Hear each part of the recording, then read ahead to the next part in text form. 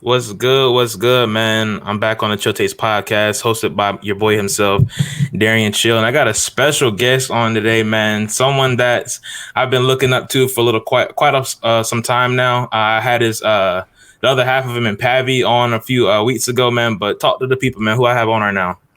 How you guys doing, man? It's TPJ Hoops and Brews. Shout out to you. I appreciate you for inviting me on your show. Yeah, I'm excited to talk.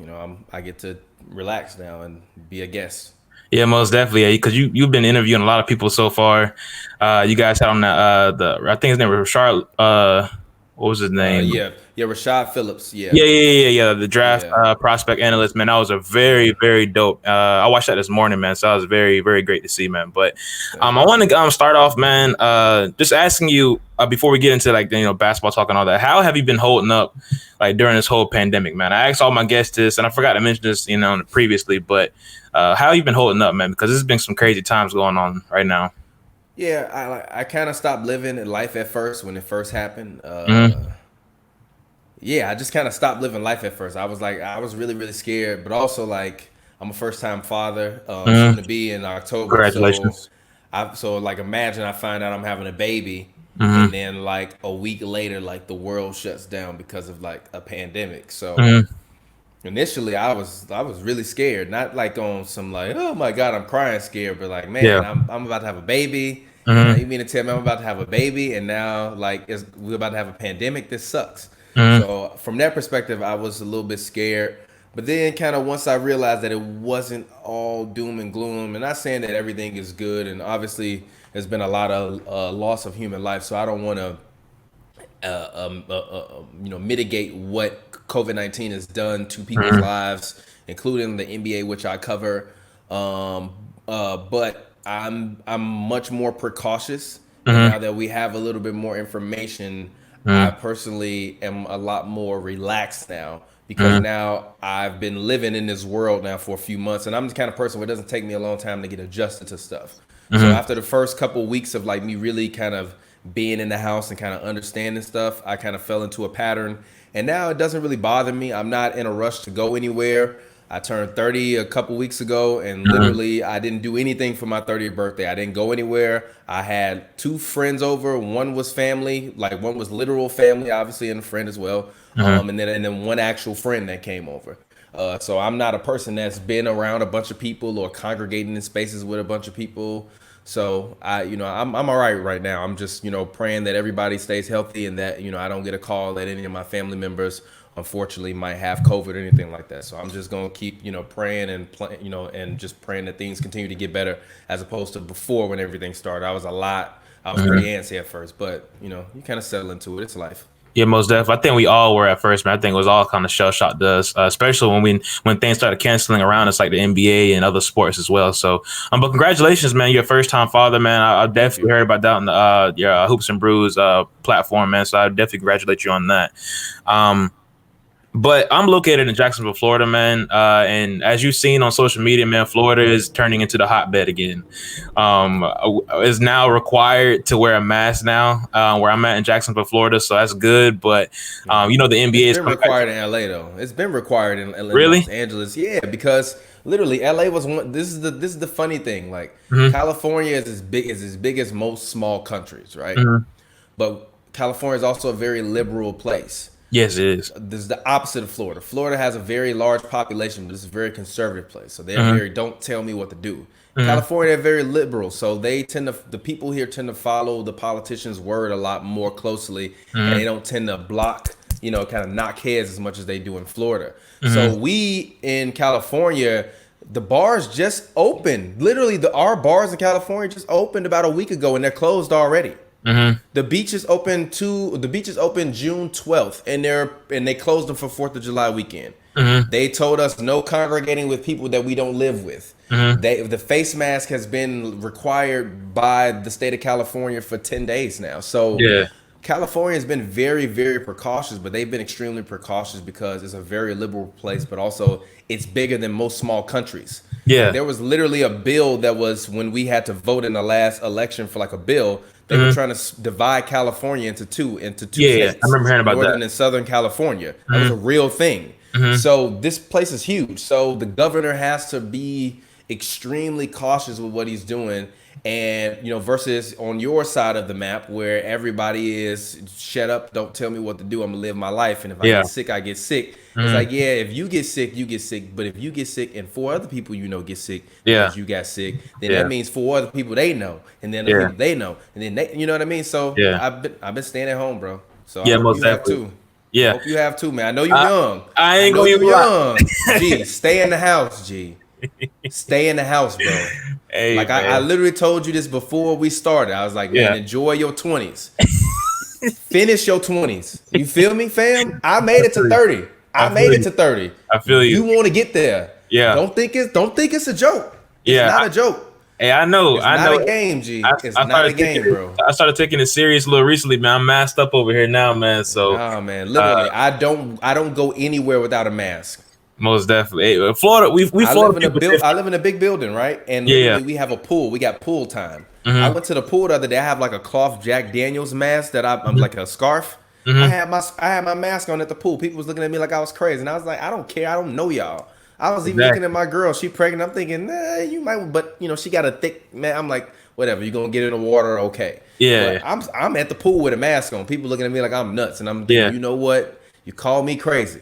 Yeah. But I want to live. Most definitely. I want to live. It's like crazy stuff here, man, because people will like actually really call you out, like, oh, why are you wearing a mask? I know you've seen videos. A lot of that stuff is happening in Florida, like people really throwing tantrums in shopping centers, like, I don't want to wear a mask. Like, I work retail, man, so you already know how that is, man. Like, wow, like I can't come into your spot without a mask, and they just get all pissy, man. So people here in Florida, man, we crazy, you know what I'm saying? So it is what it is. That's why I've never been to Florida, and no disrespect to you, but I have no plans on going to Florida. Man, you gotta come, man. I've never heard anything good happening in Florida other than Dwayne Wade, the beaches, Rick Ross, and Kodak Black. That's about it.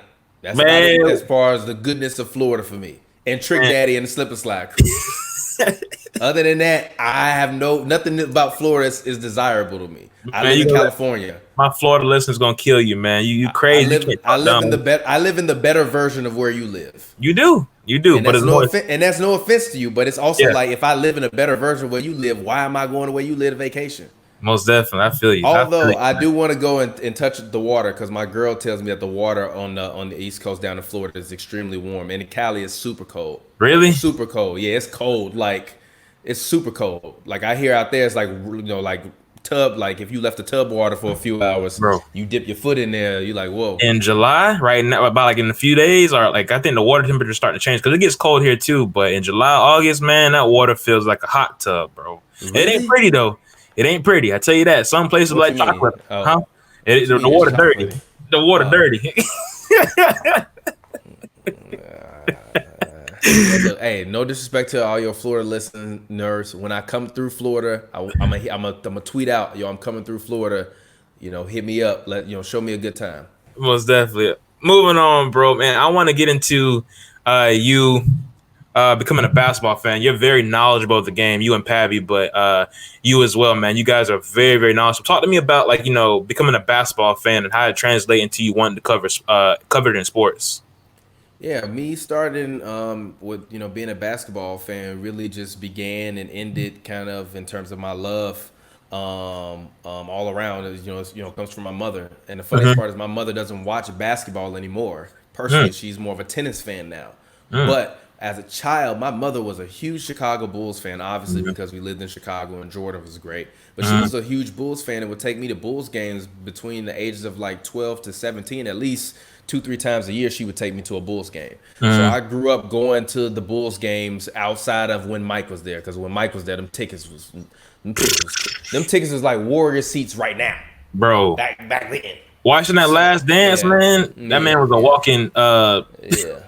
Yeah, exactly. Go ahead. Exactly. So my mother just always loved basketball, and she loved basketball so much, and she was also a person that was always a heavy TV watcher because she was a teacher. So by the time she would get home at 6, she would literally turn her brain off, sit down, watch basketball or her favorite TV shows, and she'll either be cooking dinner and watching basketball or watching one of her shows. So Mm-hmm. I grew up in a household where while my mother was making dinner, we were watching basketball. And in the early days of cable and League Pass, she actually, purchased League Pass in like 2015, 2000, like 16, like really early on in League Pass, like back when like people before everybody was watching it on the internet back or on apps back when you literally was going to the channel like 9080 or 90, and and then it would have the guy with like you could see multiple games at one time. It used to be able like in the early days of League Pass.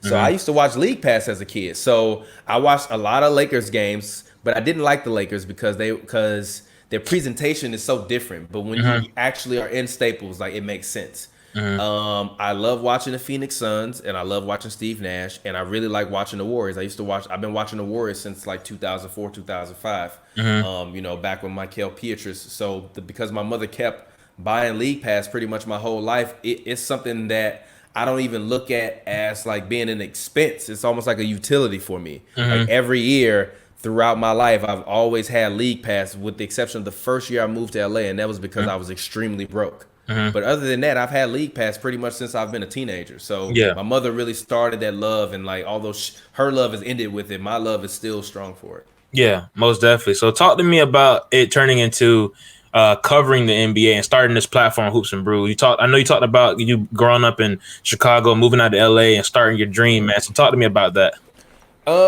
Really, it just boiled down to me from the standpoint of I'm a person that has a lot of brands, which so the TPJ of Hoops and Brews is just a brand that I have. Like I am a filmmaker, so I have a filmmaking brand. I've directed 40 plus music videos and short films and worked with actors that have been in AMC shows and on and in blockbusters and Fox shows and all that kind of stuff. And then I've also for the past 8 years worked behind the scenes in Hollywood as an executive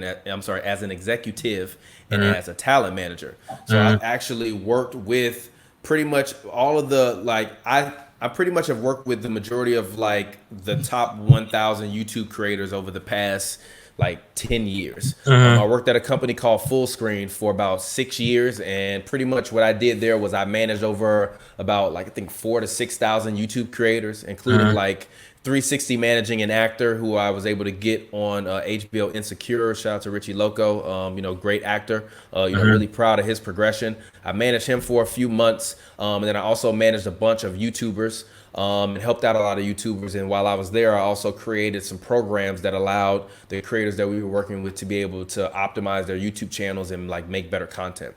So I've been working behind the scenes with YouTubers essentially since 2013. So kind of the reason why we kind of started the Hoops and Brews brand was because I had been creating videos and short films and shooting music videos. And I bought a camera because I was working at this company. And when the company goes through a merger, I'm gonna leave it there. So I went. I bought me a camera, and for the first time I had a 4K camera, and I went from a 1080 camera, which is just like a nice regular camera, like a DSLR, to like a 4K DSLR where I could shoot 4K, or even if I'm shooting like 1080p video, which if you nerds don't know what that means like when you looking at the resolution of your TV, right? The normal broadcast signal is 1080p, right? 4K TVs are 4 times the resolution of 1080p. So in the early days of DSLRs and like 60Ds and 70Ds and all these Canon cameras, their sensor sizes weren't really that big, meaning that the video looked good, but it wasn't extremely crisp. And it didn't have a lot of latitude. Now, latitude is the range between the blackest or the darkest thing on the screen and the brightest thing. So, like, for example, this jersey right here is probably black, right? Right? But then the lightest thing is up here, right? Yeah. So the latitude is like the ranges of grays between those things, right? But when you're working with a lot of lower grade cameras, they have a lower grade kind of look to it. So once I bought my new camera, I started shooting videos and stuff in 4K all the time. And I was like, oh man, this is really cool. But in the meantime, Pavy came to me and he was like, "Hey man, my roommate / manager, I wanted to get on a podcast. He wouldn't let me on the podcast. Do you want to make a podcast with me?" And I was like, "Yeah, man, we'll make a podcast. Like we can record or whatever. We can go buy a couple of USB mics, get a table, set it up, and then just record it or whatever. And maybe maybe we can start an NBA page on Twitter or something and get some hot takes off or something." Yeah. So we started like the first few episodes, but then what happened was I got annoyed from people adding me on my personal account with all these basketball arguments because we was doing these basketball arguments because of the podcast. So I told Pavy, I'm like, "Hey man, let's make like a Twitter page for it." So we made a Twitter page for it. And then because I had bought this new camera, I was like, you know what, man? I've been working at this company with all these YouTubers. I'm helping them to make content. I need to take everything that I'm learning behind the scenes and apply it and make content because I've always been making content. I'm traditionally trained in improv. I used to do improv when I was in high school at Curie. So I'm a performer. I've grown up entertaining people and helping other entertainers entertain. So I was like, you know what? I'll just record it on my camera. We'll take a couple clips. We'll put it up on Twitter. So originally we took a couple clips. We put it on Twitter, and then they just started getting views and a ton of reaction on our like separate Hoops and Brews page. And that's kind of how it started. And then eventually, we met someone who worked behind the scenes and was like, "Hey, you should apply for press credentials." And we were like, "How?" Yeah. He kind of gave me the secret sauce on what I needed to do to apply for those press credentials.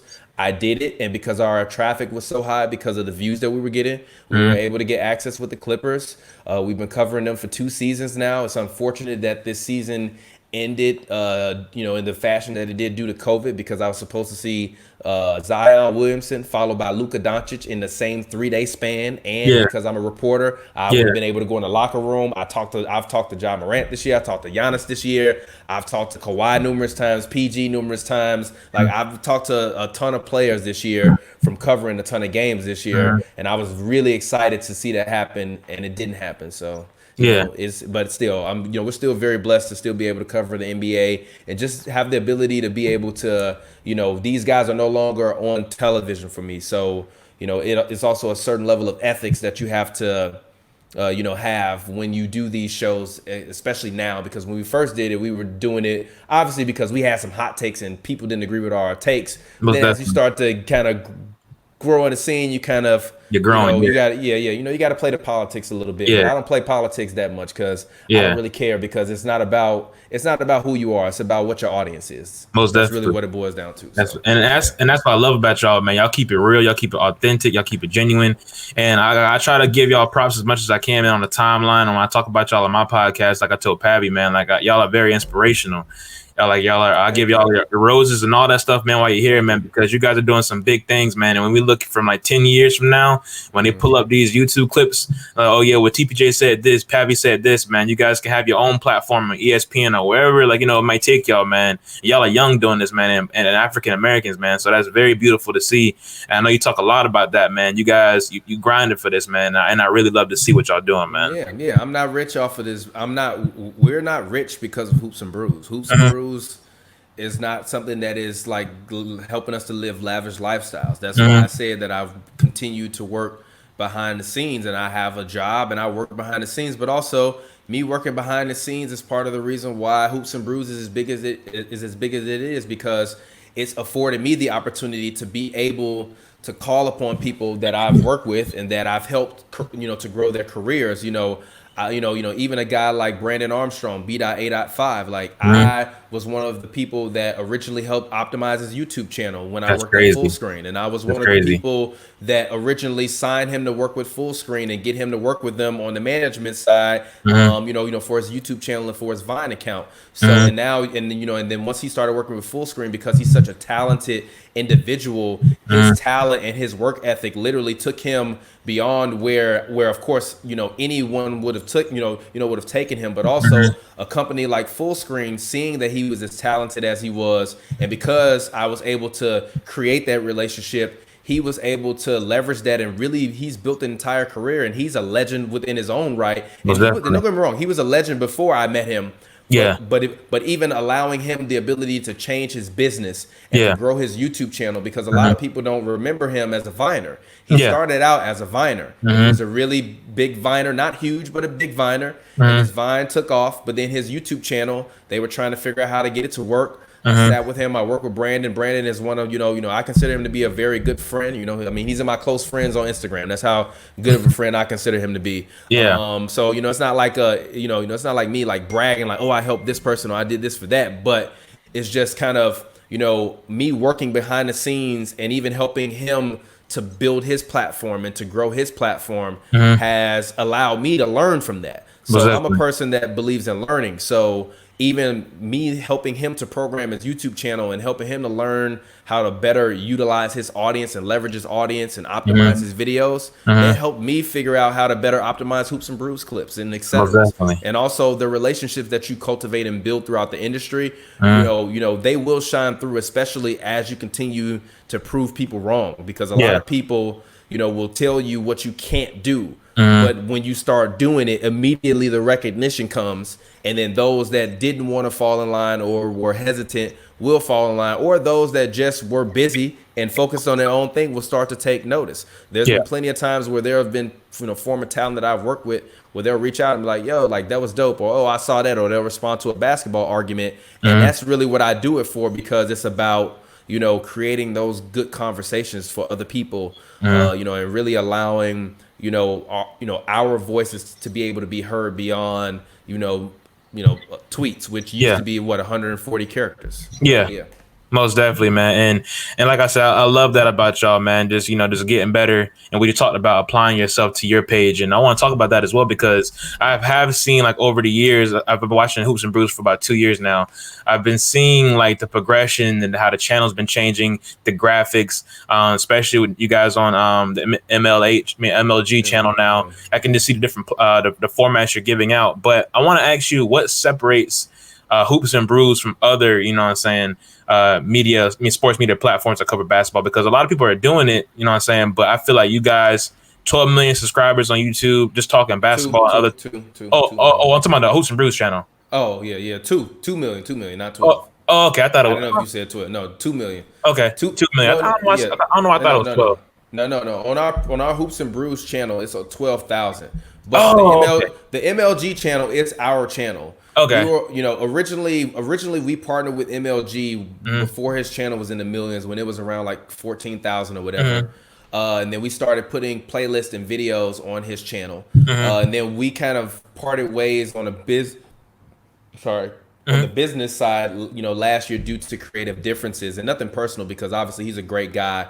But we had uploaded over 500 videos of Hoops and Brews content. All of our biggest clips are actually on MLG highlights. But recently, the channel was deleted kind of about like 6-8 months ago, and it was gone for a while. So YouTube reinstated it. So once YouTube reinstated it, we got the channel from him. So now MLG Highlights is Hoops and Brews channel. Like that is our channel. That is it. MLG Highlights is now HNB Media TV. Even if you go to youtube.com/HNB Media TV, that is what you will see, which was MLG Highlights. We have been working with him, and obviously because the NBA stopped, he hadn't been making content, and he had also created another channel that he is really invested in. So since we had so much content built on there, we figured why not, bring everything back to where we originally started, because we were on MLG for about 13 months and really at like the pinnacle of our viewership at that point in time. So it'll be very interesting to see kind of how that audience reacts to us as we come back, as the season comes back. But we're also lending voices to other voices. So when you ask me what's the difference between us and every other platform, is that we are two individuals that don't believe we're two individuals that don't believe that we need anyone else to be able to be our own bosses. So we want to enable other people to be their own bosses. Now, I'll put it this way, right? I'm sure there'll be a lot of people that we will work with either now or in the future that will say like, oh, well, they wanted me to do too much and they didn't want to give me, etc. Right? But if you put in the relative hours, which is literally probably 10,000 hours at this point in time over the past 4 years, you heard that, 4 years. Most definitely. Right? I've probably at least put at least 10,000 hours into Hoops and Brews. If not whatever the relative time, 5,000 hours, whatever you want to say, of Yeah. physical labor. I have edited myself over 3,000 videos. I have designed every single thing you ever see, every graphic. I have literally designed everything with the exception of like the NBA graphics where it'll be like, which team do you like best, or who's like that's shout out to Massive NBA. He's a guy that makes a bunch of like NBA content and what if content. On his YouTube channel, down in Brazil, he makes those graphics for us. But other than that, I've designed every single thing that you've ever seen broadcasted on a Hoops and Brews or HNB Media channel. So therefore, because we are also able to control the creative, we can allow other people the ability to come in, and if they really want to hustle and grind, to be able to hustle and grind and work with us. For example, we work with the Hollywood Honeys, right? And they have a show on our on youtube.com/hoops and brews, which is called Highlight the Shade, right? Yeah. Highlight the Shade is actually a show that we did in partnership with those, with the Hollywood Honeys. Now, our partnership was based upon sponsorships. So rather than a company like ESPN coming in and saying, hey, I'm going to pay you X amount of money and you work for me and blah, blah, blah, blah, blah, and you can't have your own brand and you can't go on this person's show and you can't do this and you can't do that, you can't do this. We work with them. We allow them to do whatever they wanted to do with whatever they wanted to do, including the content and the clips that we work with. The only level that we were, partnering with them on was from a production and a sponsorship level. So therefore, if they continue to show up every single week or every other week in which we were shooting, then their show was being shot, right? And if they had sponsors, then they secured their own sponsors, or we secured sponsors, or we worked in tandem to secure sponsors, but they had a sponsor on every single one of their episodes. So where they were getting free product or they were generating revenue, that was all money that we collected together as partners, not as employer. And that's the difference between us and every other company out there, is that they are all looking at what they're doing as an employer thing. And I think, and I believe, and I have done in Hollywood and in the digital industry and around the world, I've helped thousands of creators to help them to build their own brands and to generate their own wealth and their own generations of wealth and be able to change their lives. I've helped tons of people change their lives from a monetary standpoint and helping them to grow their business and their channel. There are thousands of YouTube channels I can go back and still point to certain minute changes that I might have made 3, 4, 5, 6 years ago, So I've helped a ton of people. So that's what I'm about. Other platforms and other companies aren't about helping other people. They're about helping their bottom line. And I'm a firm believer that once I help the proper amount of people, my bottom line will meet the effort. The 5,000 hours has landed us a 2 million subscriber YouTube channel and another channel that has 12.5 thousand subscribers. And honestly, the channel that has our 12.5 thousand subscriber channel is a very, that fan base in terms of appetite for content during the season is can be at times just as high for our content as an MLG, which MLG is all about highlights and stuff like that. But we're going to change that. We're going to continue to keep some of that highlight, content and stuff like that. The hard part is the NBA has cracked down on a lot of highlight channels. So a lot of highlight channels have been taken down. We've been blessed that channel has been able to stay up. So I don't know if that channel will be a highlight channel in the future, because literally even if you look at Free Dawkins, his channel is gone.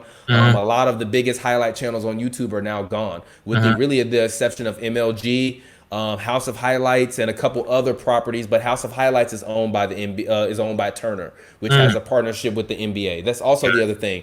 All of these other companies are in bed with the NBA, so therefore they automatically have to serve an agenda. We don't serve any agenda other than our own.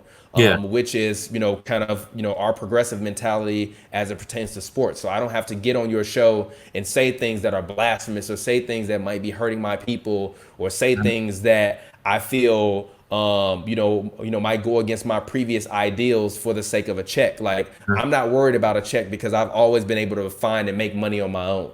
So I want to work with other people that want to find and make money on their own, but they want me to be like, hey, look in that direction over there. It's a treasure chest over there, but you're going to have to dig through you got to spend about 500 hours digging. But if you dig properly, you can build a lifetime of wealth and equity for your family, which is what I've helped a lot of people do. And that's what we're trying to do. And that's not what all these other companies are trying to do. They're corporate conglomerates serving a corporate conglomerate message. And there's nothing wrong with that. That's their, we live in a capitalistic society. I'm not anti-capitalism. I want to make money, but I also want to help people more than I want to make money, because money will always be around as long as I continue to work as hard as I do.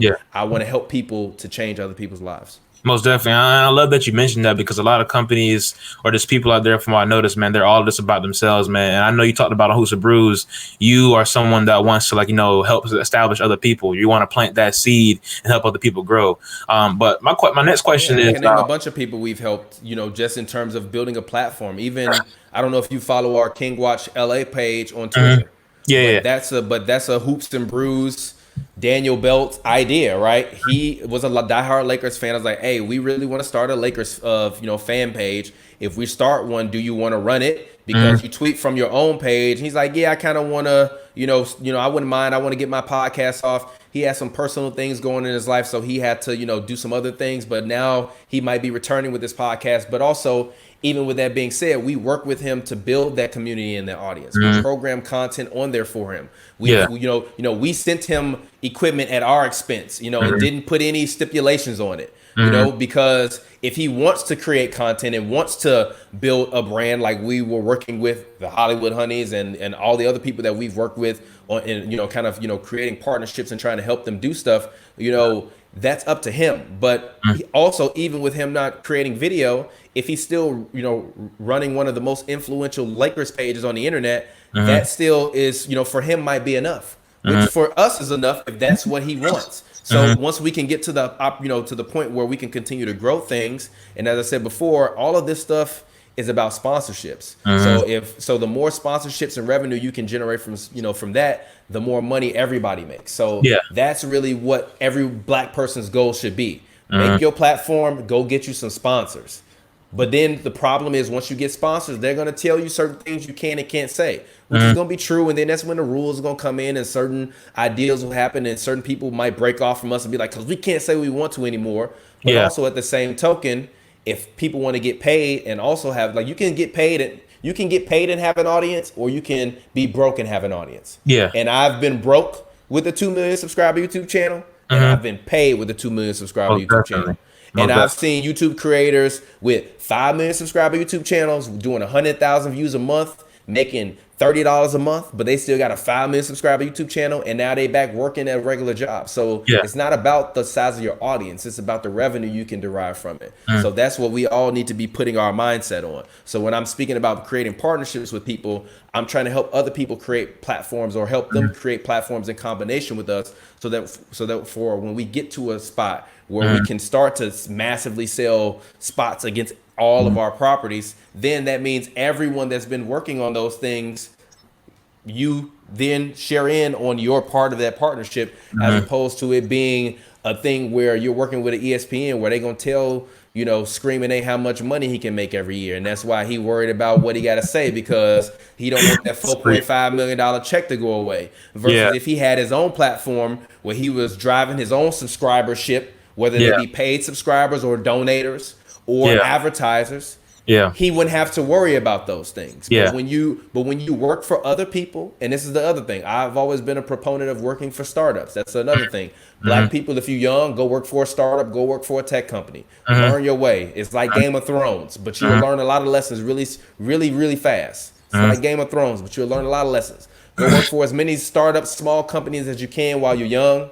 So that way, by the time you get to be 30, you've seen enough small failing businesses or small businesses that grew to be large successful businesses. And then therefore you can take that knowledge and leverage it. I'm only 30, but I've had so much work experience over the past 14 years working at places, whether it be an executive or cameraman or a director or a designer or an editor or a writer or a web designer or audio guy or a podcast engineer or a photographer, where I can utilize all of those situations. But when you're working at a startup, a lot of times 4 people have to do 25 people's jobs. So even though it might suck and you might have to eat a bunch of crap, you still, the working experience of learning other people's jobs that you wouldn't otherwise have the ability to learn is something that is an invaluable lesson that you will take with you as you get older.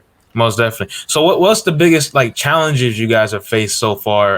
Because for me, since I started this podcast, I noticed like one thing about myself is just consistency, man. I think I really have to work on that, and I've been doing that. But if you are consistent with your work, you will see the benefits come from it. But what has been the most challenging thing that you faced with Hoops and Brews so far? I would say the most challenging thing has probably been. That's really interesting. I don't know, to be honest. Yeah, I don't. I would say probably the hardest part is, I don't know. All of it's hard. It's hard to. It's hard to. It's hard to have faith in. It's hard to have faith in something that nobody else sees. You know what I mean? Man, talk on it, man. Talk on it, man. Talk on it. Take my glasses off because I keep my glasses on because I am a smoker. So now you've been here for a minute. It's all good. I was reading an old MLG comment from like 2 years ago. It was like, yo, TPJ always have his glasses on because he be high. I'm like, you do good though. But it's always hard. I mean, everything is hard. I'm from the hood in Chicago. Like my father was. I'm not a crack baby, but I'm a child of a father that was a victim of the crack epidemic, and maybe not the epidemic in the 90s, but definitely the one after the residual effect. Because I'm sorry, not in the 90s, in the 80s. Because even in the 90s, I mean, it was still a residual effect from what was happening in the 80s. You had a generation of black men hooked on cocaine, which were trying to find cheaper highs. So, that's just kind of how it was. And then as crack kind of ran through the, black community in the 90s, it still continued on. I mean, there's still people today doing crack. There's still people today doing meth. There's still people today dying off opioids and heroin. So the same old drugs are still, around. So all of it's hard. I mean, I've had a hard life, but I don't take it for granted. I think, rather than thinking about how hard it is for me, I've just been thinking about how much better I can get. Most definitely. I don't take anything for granted. I don't look at any of my work and be like, oh man, I figured it out. Oh yeah, I know what I'm doing. Like, no, every time I upload a video, I wonder if I'm doing the right thing.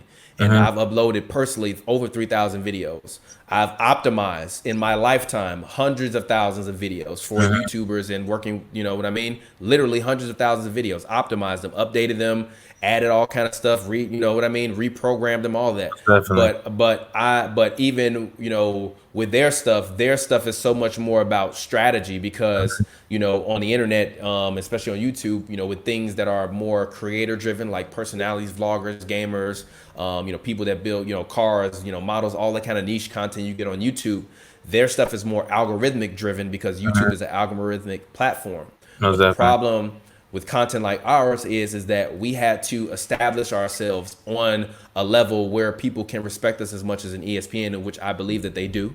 But we had to work to get there. So in working to get there, every upload is, am I doing the right thing? Will this be the upload where people don't want to? And also, we are not a child's platform.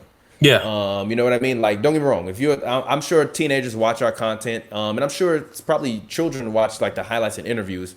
But the majority of our shows are not geared for children or meant for the general audience. The majority of our shows are geared. Are geared for 13 to 34-year-olds, and then you know what I mean. And then if older people watch, which I have a lot of older people that tell me that they watch the show that are over 40, etc. Perfect. But our audience is geared towards people that are our age, that want to watch content of people that look like them, that are young like them, that talk like them, that act like them, that dress like them, that aren't wearing these suits that they don't wear at any other point in time in their life. You know what I mean? We try to be authentic. Now, don't get me wrong. That doesn't mean that I might not just one day start wearing suits. That's because I'm going to want to start wearing suits. Most definitely. It's not going to be because HNB Media mandated everybody wear suits. Yeah. No, we believe in creative authorship, and your creative authorship comes in how you conduct and how you create your stuff. That's also the difference between us. We don't tell the people that we work with how to do their shows. We have a few ground rules for everybody that they don't break. you know, like 3 or 4 ground rules in terms of things that can be said and can't be said that you don't break. But other than that, we don't allow people to not have their opinion, including if we were working with someone that was a more right wing person. I wouldn't be upset and be calling them all kind of names on Twitter or whatever if that's the stance that they make it known that they're taking. If they're a guy like Jason Whitlock where he's saying things for shock value, that's a different thing. But if this person has made it known that they're a right-wing person and they have right-wing conservative views, like if there was a black Will Kane, I could respectfully air his content as long as he didn't, as I said, fall underneath the guidelines of kind of how we normally do, which is we don't talk any hate speech. We don't degrade any women. We, for the most part, try not to use the N-word on our platform just because we don't feel like it's universal. And it's not about alienating black people, but I know a lot of black people that don't want to hear other black people say the N-word. So we try on all of our shows not to say that, and we also try not to call women any derogatory names or anyone that is of the LGBT community. But other than that, we pretty much allow people to say what they want because we believe in people's right to their opinion, so long as they're not following outside of the lines of kind of continuing to speak about inclusion. Like, I don't care about conservatives being conservative as long as they're for inclusion. I know a lot of conservative people that are for inclusion that I'm not upset with, that I don't have any hatred or any ill will or any ill feelings towards in my heart, right? So that's the kind of platform we want to build, but we don't want to just build that at the service and for the sake of advertisers. We want to build it at the service and for the sake of our audience. So every time I upload, I'm nervous, and that's the hardest part. Yeah, man. Literally watching everything and thinking, all right, this might be the one where nobody watches, and what if this one get 5 views? You know what I mean? I feel you on that, bro. I mean, I 100% agree with you on that, man, because I feel the same way, man. When I upload stuff, when I talk about things, I don't see the numbers. I kind of get caught up in it, man. But at the end of the day, man, I'm doing something I love. This is something I want to make a career out of, man. I don't want to, a regular 9 to 5. And there's nothing wrong with a regular 9 to 5, man. But I want to do this for a living, and I want to fall in love with the process, man. If I get, 1,000 listens one day and like 3 listens the other day, man, it's all good because it's something I love and I want to do for the rest of my life, for sure, man. So I definitely. It's possible. It's possible. Do you have an iPhone? You got a new iPhone? Yeah, I do. Yep. Yeah, so it's possible. You can shoot any video. You literally have a 4K camera in your hand. Most definitely. You got $30, right? Yeah. Go on Amazon, buy you a little iPhone stand, get you a little iPhone jack. They got the little USB or the little iPhone 3 connector pieces that adapt with the audio piece. Set your thing up, and record your videos, upload your videos. Like young people have to stop. And it's not, and I'm not talking at you in terms of talking down, but I'm just saying, yes, you're building your platform, but also I'm telling you, you have the tools to make anything you want to make already. Definitely. Right? You literally do. If you just by you having this camera is better than anything I was shooting on for the most part in my first year and a half of film school. It's better. Like, we were shooting on mini DV tapes that were like mini DV to like 720 or mini DV to 420, right? These shoot 4K. That's 10 times the resolution of old TV. You know what I mean? Yeah. All you young people, you have this. This is the greatest tool in the history of man. It is. This thing right here. It is. The iPhone. Now I'm going to talk about an Android, the iPhone. Yes, it is. Get you an iPhone if you don't have an iPhone. And all the programs you need to make anything, you can create and upload and build on your iPhone, and you can derive revenue from your iPhone. And then by the time you need to, if you have a rinky-dink, laptop, make everything, upload on your iPhone, and then just edit it on your rinky-dink, computer. Edit all the tech stuff on your rinky-dink computer in terms of like your YouTube title and stuff. But work on your phone, even for a creator like you. You want to create stuff? Okay, cool. Now you got a podcast. What other brands are you interested in building, and why aren't you working on building them? Yeah, most definitely. You know what I mean? Yeah. You know what I mean? Yeah. That's how you got to start to think about it now, because you're 22, right? Yeah. You're 22. You got a lot of room to fail. So fail as many times as you can. Try as many stupid ideas and fail. Yeah. Fail. Most definitely. Because for every time you fail, it's gonna help you win 15 times in the future. Yeah. Probably more than that. So fail. I like that, man, because I got a lot of like young listeners that are trying to like grow and like in their 20s right now, looking for a lot of things to do. question a lot of things, man. So to hear things like that, man, we got a lot of beats. grow. You can make beats in GarageBand. I make beats on my iPhone all the time. I can Most send you a beat I made on my iPhone that Pavy made a song to that's fire. Yes, sir. You can do anything with your iPhone. So if you're young, pick up your iPhone and just start making stuff. And TikTok. Like, the craziest part is y'all got TikTok now. Y'all apps come with a full editing suite. It does. You know what I mean? Yeah. You got to string together 5 TikToks. String together 5 TikToks, edit them together in iMovie. Yeah. Boom. Most definitely. I got some friends on TikTok, man, that are doing that stuff and getting big with it. I'm like, man, I don't want to get on there, but they keep telling me, man, hey, put your content on TikTok or something like that, man, because you don't know what could happen. They can reach the right audience you want, and they can grow from there. Do it. Try it. Fail. I'm old. I get on TikTok. I don't really know what to do now. I still like YouTube. I still like Facebook. I still love Twitter and Twitter video. Twitter is still my favorite platform. Most definitely. But you're young, man. Get on TikTok. You have no reason to be on TikTok. I got every reason. I can't be like, I'm 30. I'm 30. I'm a black father now. I don't gotta be on TikTok. Like, no, you can get on TikTok. Learn it. Become a master at TikTok. Most definitely. Literally, become a master at TikTok and make it so that way, like, you create the Hoops and Brews of TikTok. You can do it. Anybody listening to it can do it. Definitely. You just gotta not stop and keep making stuff. And make sure that you stay opinionated, but you don't make enemies, because you can't do that. Yeah, most definitely. So I want to transition to this next topic, man. You mentioned it earlier, man, Screaming A. Smith, man. I like that. It's actually pretty funny. I haven't heard that one from you yet, man. But he has been voicing his opinions on what's going on from, like, you know, in the standpoint of Kyrie's standpoint on the NBA and, like, you know, inequality and, like, you know, not really agreeing on the NBA returning. And he has had some outlandish things, in my opinion, and you've had your opinions on it as well, man. So talk to me a little bit about that, because that's a voice for Stephen A. We all fell in love with Stephen A. once time ago, man. He's a big guy in, like, you know, sports media for the African American community. We look up to him. A lot of people do, man. But for him to say some of those things, man, is very disheartening. So talk to me a little bit about that and your opinion on it. Because I saw, and I agree with you. You say you're not going to watch First Take anymore, and I kind of stand with that. I mean, I barely watch it as is, but it doesn't really float with me no more, man. Yeah, I mean, look, I'm not gonna sit up here and bash Stephen A. If you can go back through the history of Hoops and Brews, and you can find tons of footage of me calling him a legend, and he is a legend. He definitely is. Terry Crews is a legend, and Terry Crews been saying some BS for the past 2 years. Stephen A. been saying some BS for a while. Now, the weed stuff was funny. I understand it. He's right. Getting, like, you know, ruining your $1 million future over some weed is stupid. I agree with that. I do agree with that.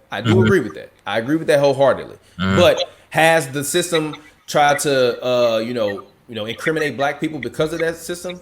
Yes. So you can't. I mean, but also that same system made weed legal, and then when they made weed legal, now black people can no longer participate in it. So the same guys that were smoking weed can now go out and start their own weed companies, because now we've been essentially shut out of this entire market that has been happening, and there have been no programs to incubate for black people as it pertains to marijuana. But it's legal now. But you still hear guys like Stephen A. get on TV and criticize people for smoking weed. It doesn't make sense to me. Yeah. Whose agenda are you serving? Yeah. So my issue and my problem with Stephen A.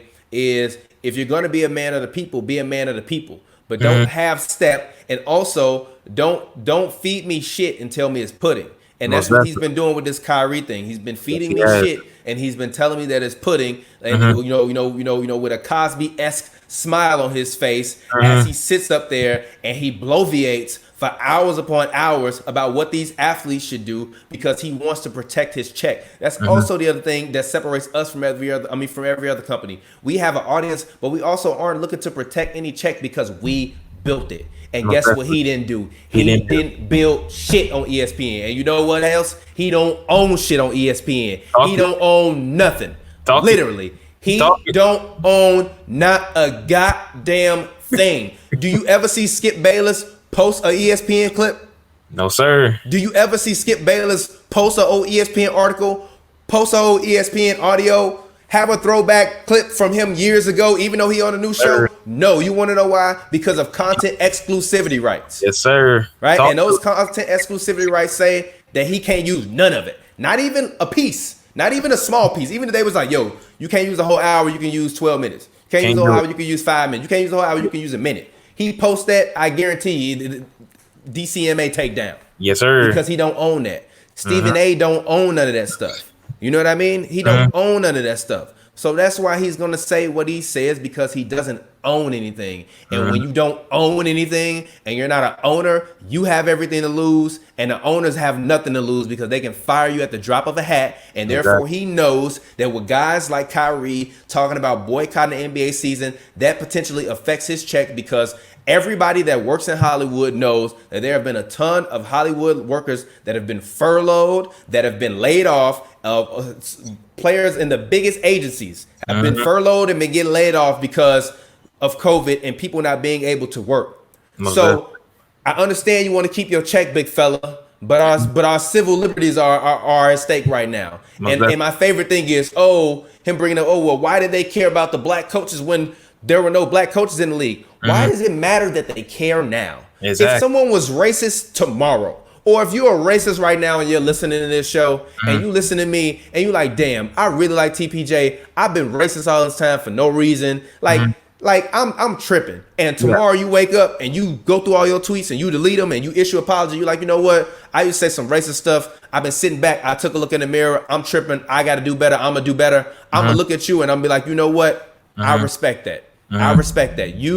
I respect you for having the courage to stand up and at least say that you are willing to change and willing to say that you were wrong at one point in time and you need to rectify it. And that is what a lot of these guys were really kind of hinting at. And yes, I understand that Kyrie was mad that he couldn't go to Orlando, but I also understand Kyrie in terms of that. If it's not safe enough for everybody to go, then why should anybody go? That's part of the reason. And the other part of the reason is we're still getting murdered. There are still African-American people damn near every week or every other day now being lynched across the United States of America. There are still people being brutalized by the police. The president is still tweeting erratically, acting erratically, and being accused of a lot of stuff daily. Not weekly, daily. Daily. Daily. He tweeted a video that said white power the other day.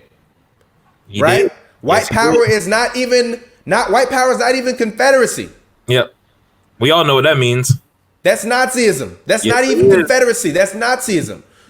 So we have to look in the mirror and realize that as much as we want basketball to come back, them painting that court with Black Lives Matter is not going to stop black people from getting murdered. Them stupid ass patches is not going to stop black people from getting murdered. Me sitting up here and bloviating and saying that these guys shouldn't go back to work instead of talking about the issues that are going on is not going to stop people from killing black people. But what will stop people from getting black people is, from killing black people is us utilizing our voices and doing what is necessary to help the fellow man. So regardless of what your personal opinions about Kyrie Irving are, the first thing that should have came out of his mouth was, I have the utmost respect for what Kyrie Irving is trying to do because he is looking at our people and not just looking at himself. The first thing that comes out of this man's mouth is him talking about why do they care now? Why is why is he making an issue now? Why does this have to be this? How many people at companies like ESPN and NBA writers and people that work at stadiums that won't have jobs? Well, guess what, Stephen? There's 40 million Americans that don't have jobs. Exactly. So tell those 40 million Americans that do not have workplaces to go to tomorrow that the NBA matters because a few athletes gonna make a couple $100 million and some owners gonna make some billions of dollars. Exactly. Don't make no sense. Because you want to keep your $4.5 million check a year and you don't want to get furloughed or your money get taken away or 20% or 10% of your salary reduced because the sponsorship ain't going to be there because the athletes aren't there watching the content. Because because Stephen A does not exist without ESPN. That is the problem. So the difference between us again is that we made our own shit. You can say what you want to, but we sweat blood and tears for this. We spent many a nights getting shit-faced when I just wanted to get up and go to work at 9 o'clock in the morning. It was many a nights where I stayed up to 3, 4 o'clock in the morning, 6 o'clock in the morning, knowing I had to get up in 2 hours to go to work to make sure that a video was edited and optimized and uploaded and the thumbnails are right when they went up on MLG highlights and to make sure that MLG promoted the videos on Hoops and Brews channel properly so that way we got the proper amount of views. There was many a nights I stayed up uploading clips from the games post game where we go and we physically shoot the video. Then we go off to the side. We talk to the players. Then we take the video. We bring it back home. We edit it. We cut it up. We put it up on our platform. We distribute it. And I distribute it single-handedly to all of our social media platforms. And this happens every time, even up to now. Now, obviously, as we scale and we get bigger, other people will step in to do those things. But even with that being said, there's nothing that anyone can come into our company and tell me that he has done that I have not done. Most definitely. Stephen A cannot say that. Stephen A don't know what a gaff. He don't know how to gaff nothing. He don't know how to grip. He don't know what a, he probably don't know what a frenny pad is. He don't know what a half apple is. If he do, it's probably because he was standing on one or somebody was standing next to him and he heard somebody say, get a half apple. He don't know what a 35 millimeter lens is, or what the difference between a 35 millimeter and a 50 millimeter lens is. Yes, sir. He don't know how to use Photoshop. He don't know how to use Adobe Premiere. He don't know how to do nothing but write and do sports. But we live in a day and age in which you see a company like The Athletic laying off people and writers. Their podcast viewership is down 30%. So now those writers that were leveraging the NBA and that same platform don't have a place for their audience to go. That's why all of these guys are scared. And that's why they would rather these guys go back to work and risk people getting sick and risk becoming a further distraction from all the million things we're distracted by, including this guy who's in the White House who keep trying to distract us with everything but the election and the disease that's killing hundreds of thousands of Americans right now.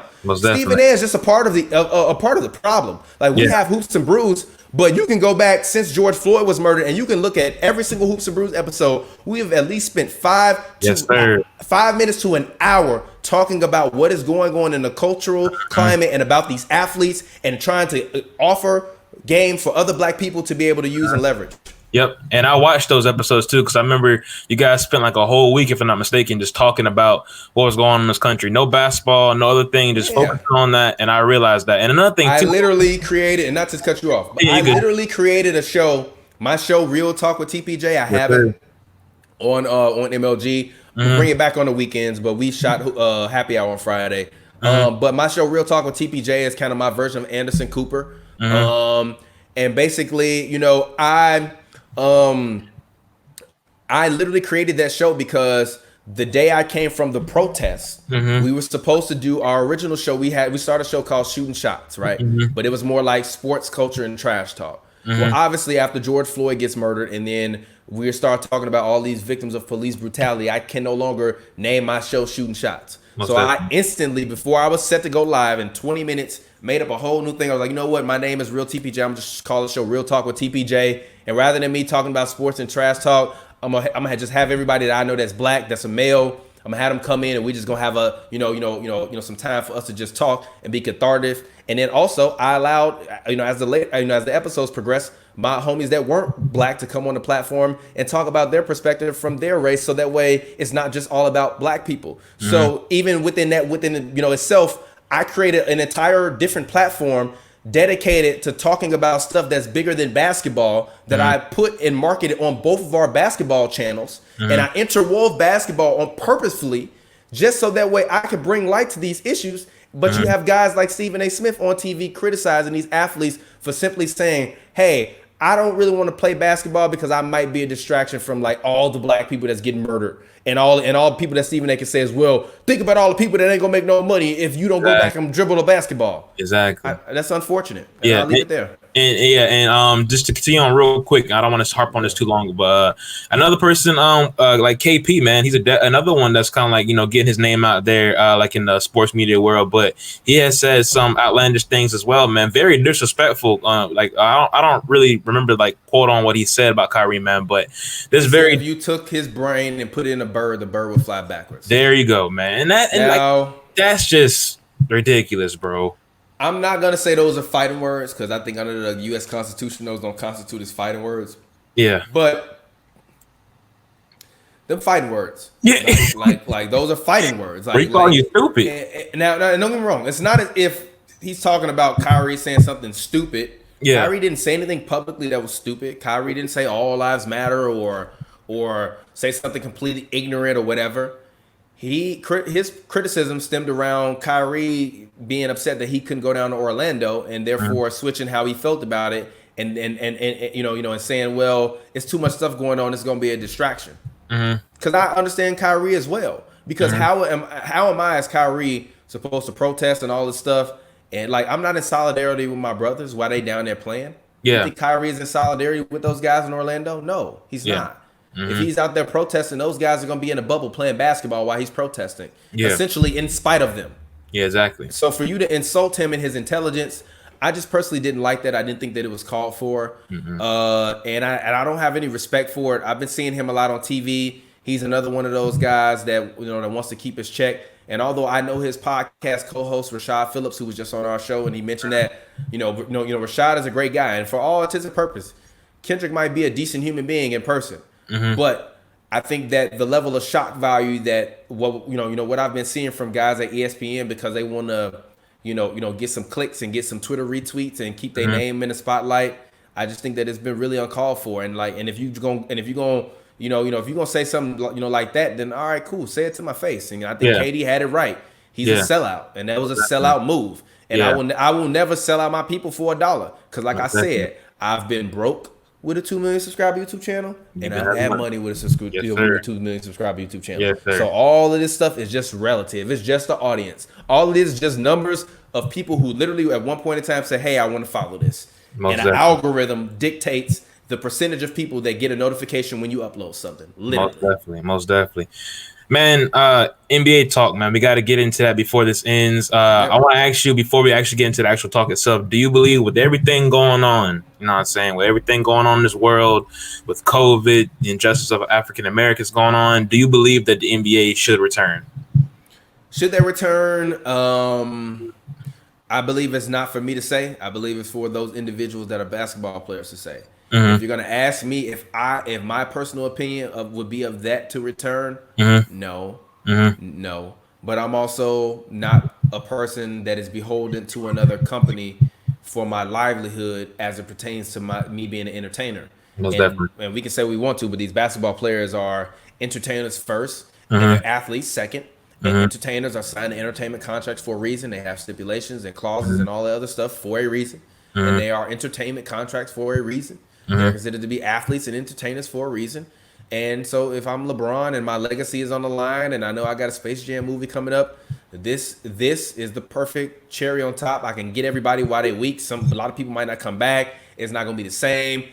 We know that he is a physical freak, and he's a guy that that has continued to work out and has all of his workout facilities. A lot of his workout is not his workouts aren't even so much about strength as they are about core and muscle management. You know what I mean? So he's not even a guy where he need a jillion weights in the crib. He just needs some bands, his ball, his core weights, and his curlers and his dumbbells, and he gonna be fine. And that's how he works out. So he is not gonna miss a step. The only step he gonna miss is in cardio. But if you know LeBron James, you think Bron ain't in the crib running on a treadmill or on a bike. You know what I mean? So I think for guys like LeBron, it's it's worth it for you to come back. For guys like Kawhi, everybody that's got a top seed, Giannis, is worth it for you to come back. Do I think they should come back? If I was playing right now and I was LeBron, I wouldn't play. Man, if LeBron don't play, man, I don't think anybody gonna play. Yeah, but literally, if I was LeBron, I wouldn't play. Yeah, and my reason for not playing would be, I understand the campaign for more for more than a vote or more, whatever his voting campaign is, but it's not enough. We need more. We need everybody's undivided, raw attention to everything that is currently going on right now in the climate of the world and of the United States. There is a lot of sweeping change in policy that is happening around the world. And if you are not paying attention to the laws that are happening and being changed around the world in the most popular countries that are around the world, you, my friend, are a fool. And that includes you too, because you're young. So that's even more of a benefit for you, because if a military draft happened, you getting drafted. I'm not getting drafted. You feel me? So if you young and you listen to this, go on CNN once a week or every 3 days. Go to the news section, go to the politics section. Go on NewYorkTimes.com. You ain't even got to read the articles because they might ask you to subscribe. Just, even if you can subscribe for free, subscribe for free. Make it your goal every week to look at 2 or 3 articles and try to read at least the first 3 sentences and the last 3 sentences of that article. Most definitely, man. I agree. And build up your knowledge based on what's going on within the world, because there is a lot of stuff going on in the world. We look at the 1920s through the 1970s as being a time of extreme turmoil and unrest in America. There were multiple world wars. There was a Holocaust, and there was a civil rights movement. Right? This has been 100 years since the dawn of that age. Time is cyclical. It comes back and repeats within itself. Exactly. We are on the dawn of a new age of civil unrest and discomfort amongst people. We are literally in a recession. The government can say what they want to about the quarters and the greatest financial quarter. But yeah, because we took out $4 trillion in debt against our own country to give to people. Most definitely. That's why the economy looks good. Yep. We are in a recession. So therefore, young people, pay attention to what's going on. Because if I was an NBA player, I'd be like, yo, do young people know what the fuck is going on? But also, like Rashard Phillips said, it shouldn't be up to these guys to bring people their civil liberties and help them. But I also feel as though it should be up to them to not be a distraction, which I feel as though they can become. So if it was up to me, I would not play. What I think they should do is up to them.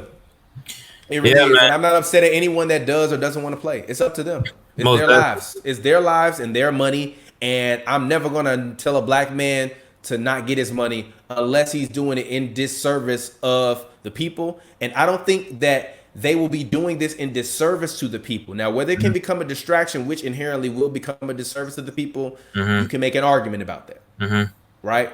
But you can also make the argument for all of the good that they are currently planning on doing, even though I personally think it is all a marketing scheme and just a usual American filler bullshit that they give us. Most that allows us to be able to feel codified and be happy, and then everything goes back to normal. So personally, I feel it's damaging, but I think it's relative to whoever you are as a human being, whether you feel it is. So I think it's up to the players. Most definitely. And I like what you said at the end, man, about like, just being like a marketing scheme, because I heard my homeboy said that he said it's like spraying perfume on a pile of shit. You know what I'm saying? It's just, I don't know if you saw the BET Awards, man, but they just, I know BET is a black entertainment, man, but they just had all this Black Lives Matter stuff trying to make all this, you know what I'm saying, like a big deal about it, man, but it doesn't seem genuine, you get what I'm saying? It doesn't seem real.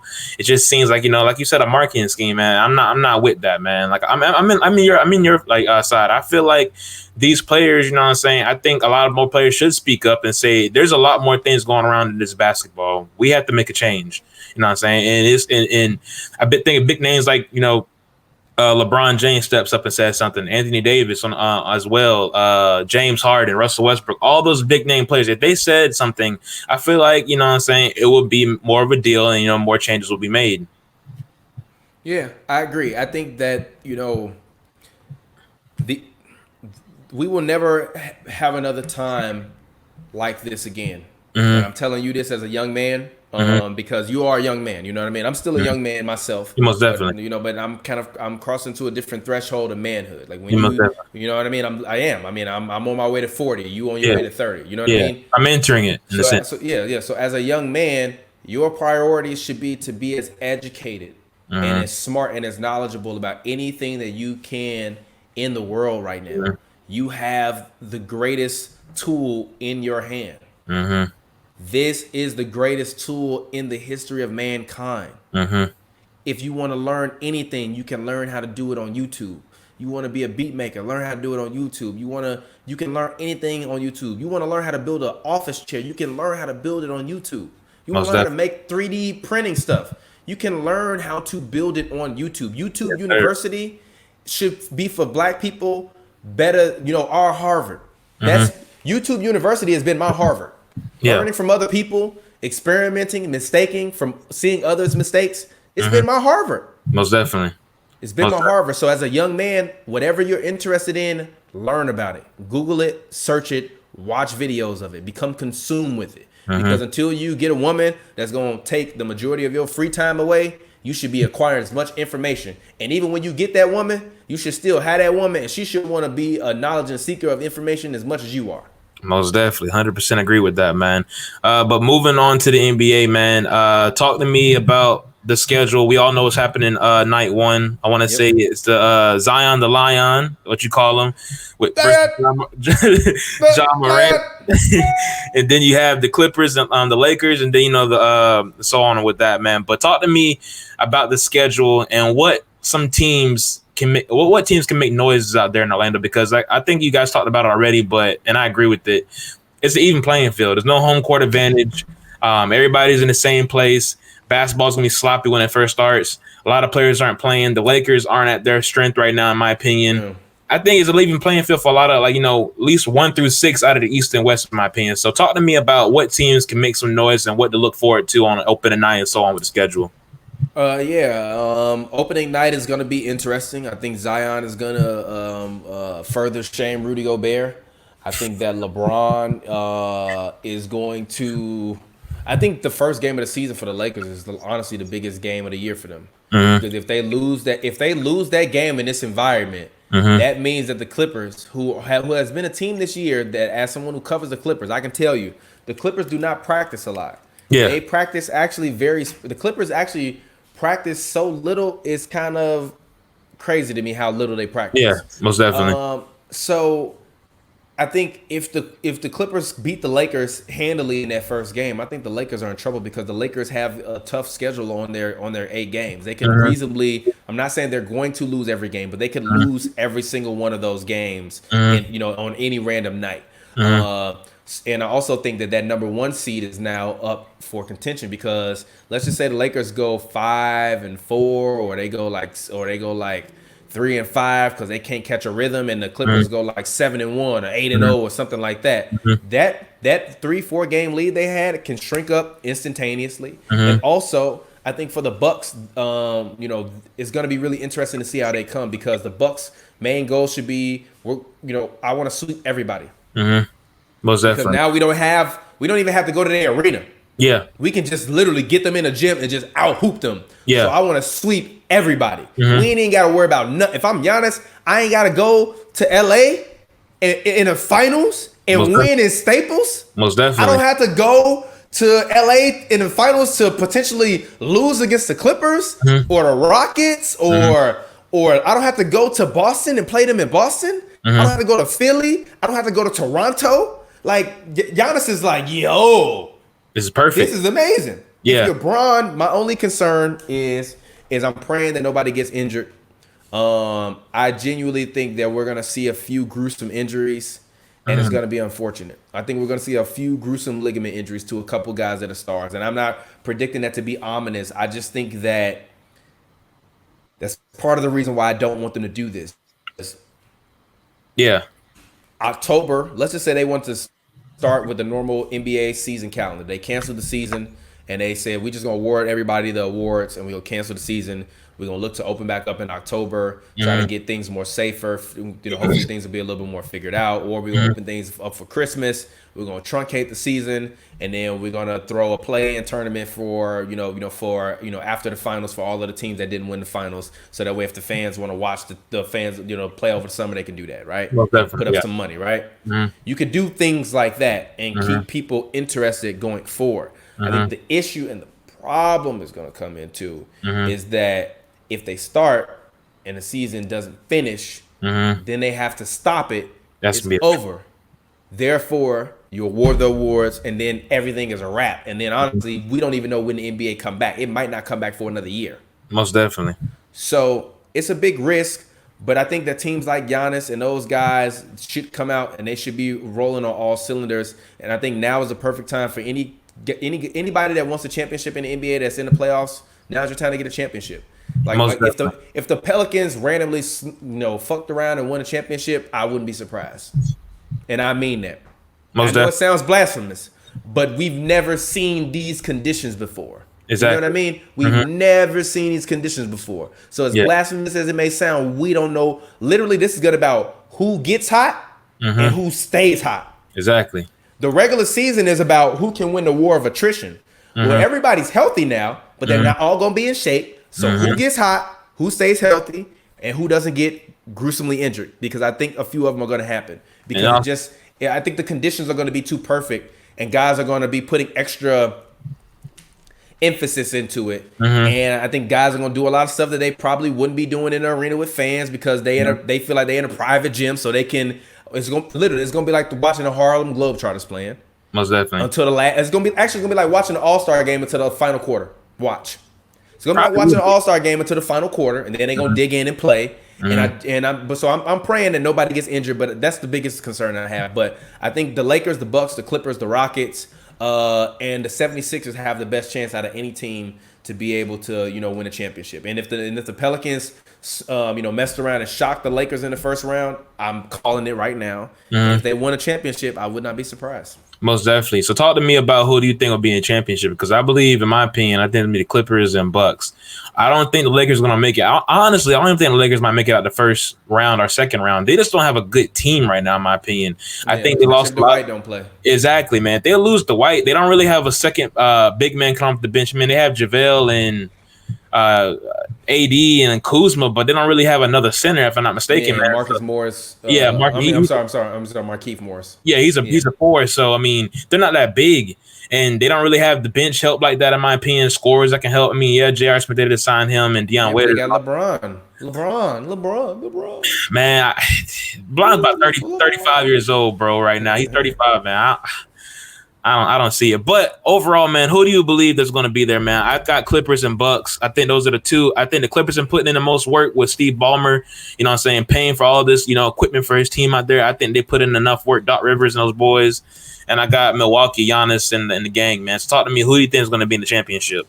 Well, personally, I think that in the championship, I'm gonna take Giannis, and I'm gonna take the Bucks because I believe in Giannis. I said he was the MVP. I believe he's the MVP, and I think that if he wins this championship, this is still one of the top.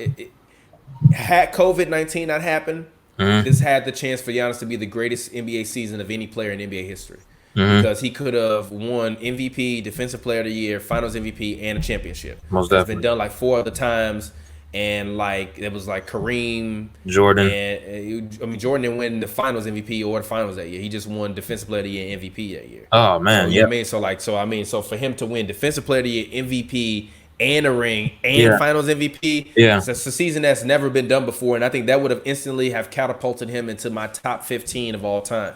Because even Barkley, which a lot of people will put Barkley there, that he's never done that. And people can say, oh well, he ain't played that long. It's like, yeah.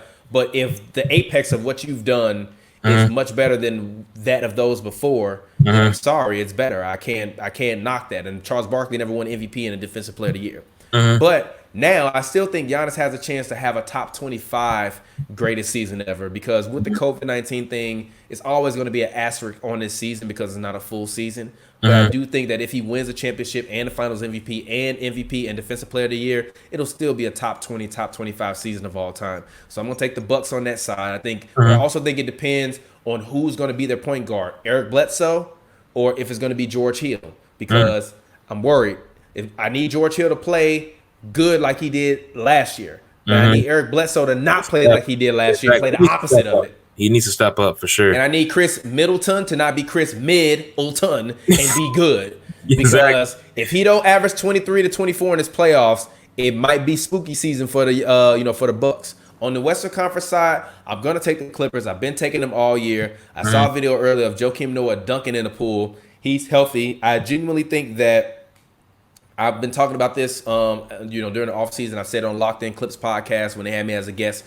Ivica Zubac is the biggest defensive liability for the Clippers, and that's because he fouls too much. Joakim Noah is perennially a good defender, and last year when he played on the Memphis Grizzlies as a backup center, he played extremely well, had a couple great games, and it reminded us of old Joakim Noah. He had plantar fasciitis, which was bugging him. He also had like a steroid issue, hormone thing that he was kind of dealing with back in the past.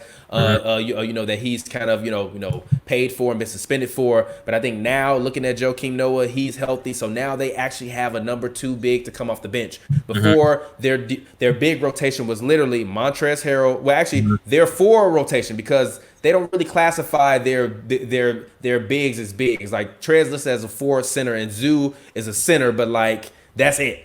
Yeah. So literally it's JaMychal Green, Kawhi Leonard, Paul George, Montrezl Harrell, Ivica Zubac, and Marcus Morris Sr. It's not a formidable defensive front line, especially because Paul George is playing in the backcourt this season. He's starting at shooting guard. Yes, he so is. with Joakim Noah there, if Ivica Zubac gets in foul trouble, you can literally ride Noah out the full game. Noah wants to destroy LeBron. Exactly. I want him to destroy LeBron. Joakim Noah winning a championship on the LA Clippers after they beat LeBron would make my life. So I'm going to take Clippers versus Bucks in the finals. And I'm going to take the Bucks to win the championship because I want the Bucks to win. I've seen Giannis, and I've seen Giannis person this year. I think that the Bucks have a better team than the Clippers, and I think that the thing that Kawhi had last year, which is a formidable front line against Giannis, he doesn't have this year. And although he can guard Giannis, he won't be able to slow down and stop Giannis. He'll hold Giannis to 30 versus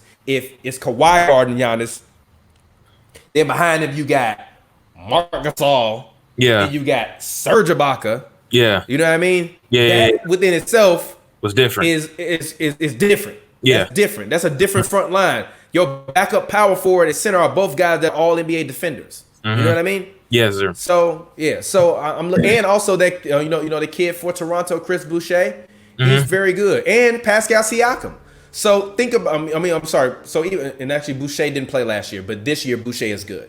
But if you're thinking about last year, Siakam, Kawhi, Marc Gasol, Serge Ibaka. That's four.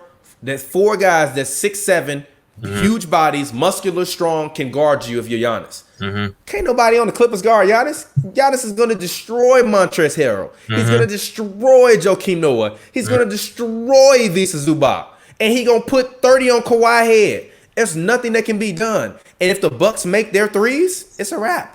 Hold on real quick. So you think he gonna like put 30 on Kawhi because But even when he played LeBron, I mean I know LeBron, you know what I'm saying, when they played that last time they matched up, LeBron played pretty well defense against him, man. I know I disagree with that. I disagree with that. Why you say that? Because Giannis missed a bunch of shots. That's true. He definitely did. You don't see games in which Giannis is shooting more than 18 to 20 field goals in that game and he's made less than 9 or 10. So if he has an off shooting night, LeBron's defensive performance is going to be amplified. But if you also look at that game, nobody else on that team played well. It was Giannis out there by himself. Avery Bradley was a monster in that game. Anthony Davis was a monster in that game. Brook Lopez, defensive player of the year, did not play that well in that game. Dwight Howard, JaVale McGee, and Anthony Davis outplayed Brook Lopez thoroughly.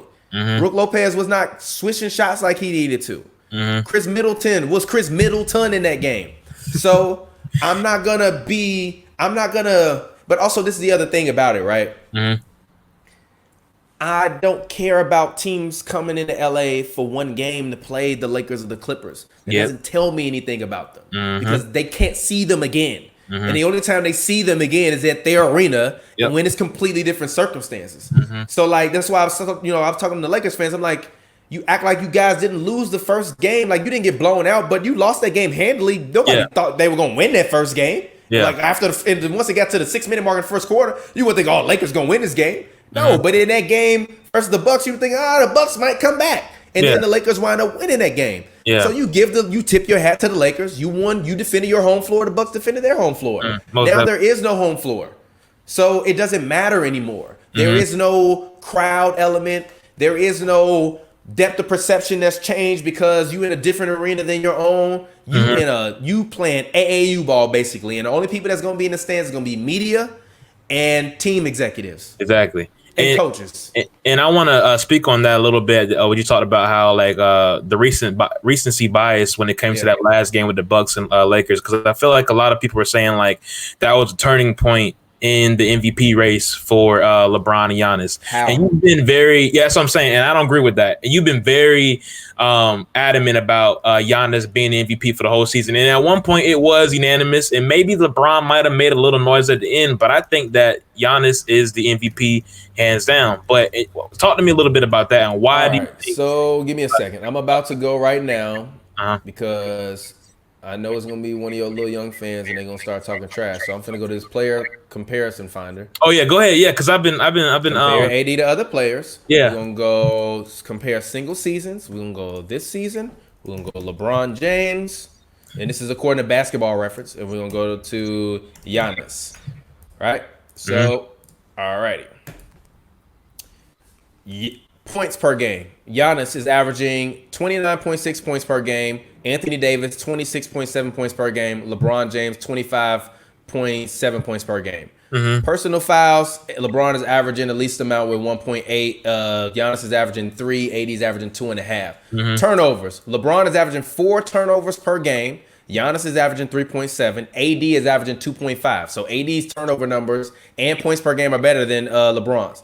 AD is averaging 2.4 blocks per game. Giannis is averaging 1 block a game. LeBron is averaging a half block a game. He doing better than LeBron in blocks. Steals. AD is averaging 1.5 steals per game. LeBron is averaging 1.2, and Giannis is averaging 1. AD still got that over LeBron, right? And so and LeBron has that over Giannis. I give him that. Assists. Obviously, LeBron is leading the league in NBA right now in assists. 10.6 assists. Giannis is averaging 5.8 assists. AD is averaging 3.1. Total rebounds per game. Giannis is averaging 13.7 total rebounds per game. Anthony Davis is averaging 9.4 total rebounds per game. LeBron is averaging 7.9 total rebounds per game. Defensive rebounds per game. Giannis is averaging 11.5. AD is averaging 7.1. LeBron is averaging 6.9. Offensive rebounds per game. Giannis and AD are both tied at 2.3 offensive rebounds per game and 1 assist. Free throw percentage.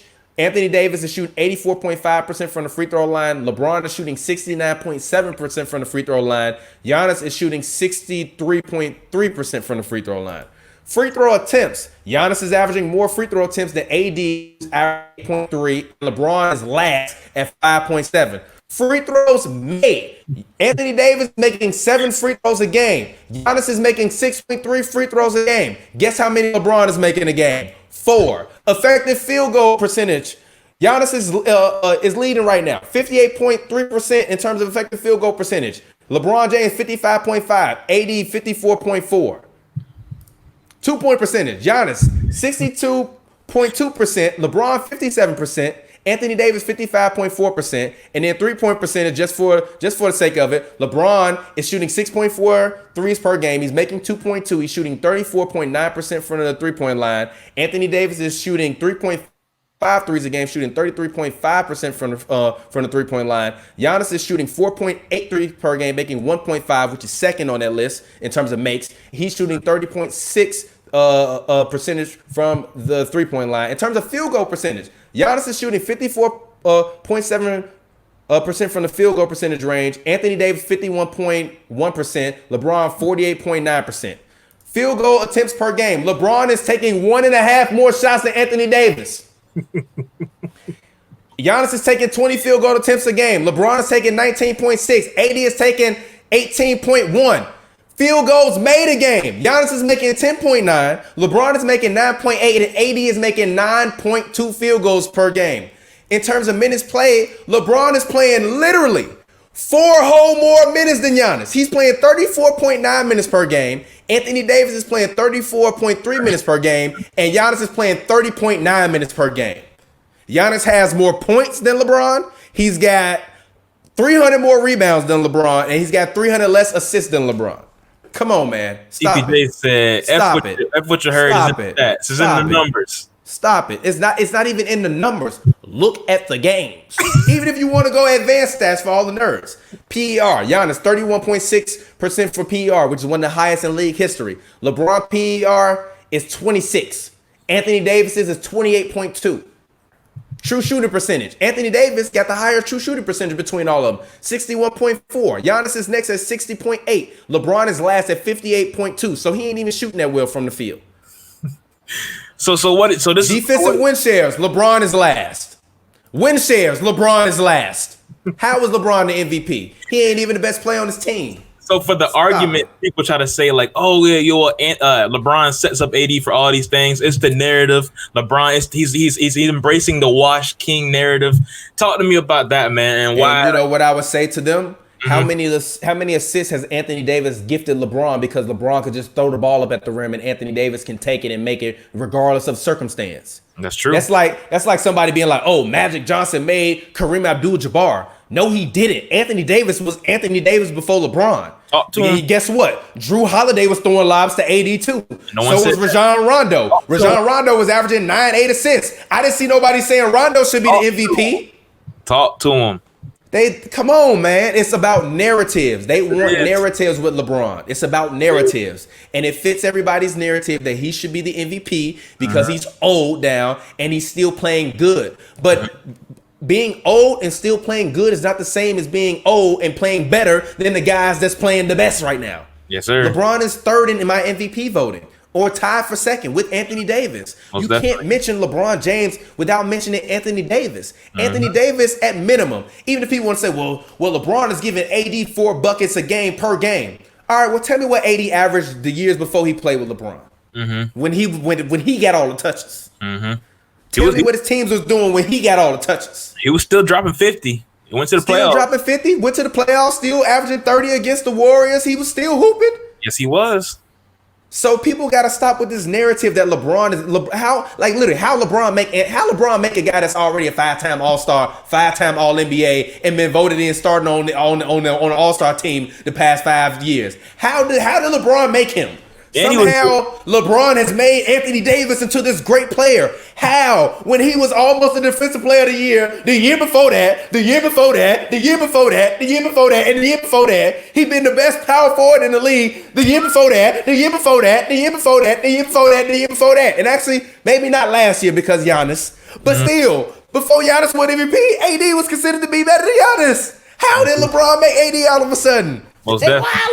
That's called agendas and wanting to sell ad clicks. That's what that is. Talk to him, man. I'm glad you said that. I'm glad you said it because a lot of people they starting to like they ride LeBron so much, and nothing wrong with that, but they starting to down talk the players around him. Like you said, a five-time All NBA Defensive Player of the Year. Got MVP votes in a few of those list categories back in the day, man. When he was on the Pelicans, they just downplaying him, man. And I don't like it at all. But to move on, man, to cap out this NBA talk before we end with closing remarks, I want to talk about Zion the Lion, man. Zion the Lion. Talk to me about his. What do you think he can be in this league, man? He's averaging 20 plus already. He can make some noise when the NBA season returns. He's been working out, rehabbing, getting his body back in shape, losing weight, working on his game. I ain't seeing no pictures of that man, though. Oh, we ain't seeing no pictures. We just all word of mouth. But talk to me about Zion Williamson, man, and what he could do with Zion! All right. First off, I think that Zion, I was actually talking to Pavy yesterday when he came and we recorded Hoops and Brews. And we were talking about Zion. He was saying that in NBA 2K, like offensive rebounding against Zion is like, I'm just gonna camera, it's like extremely difficult. Because Zion basically just his second jump on 2K, they have like the second jump is so crazy.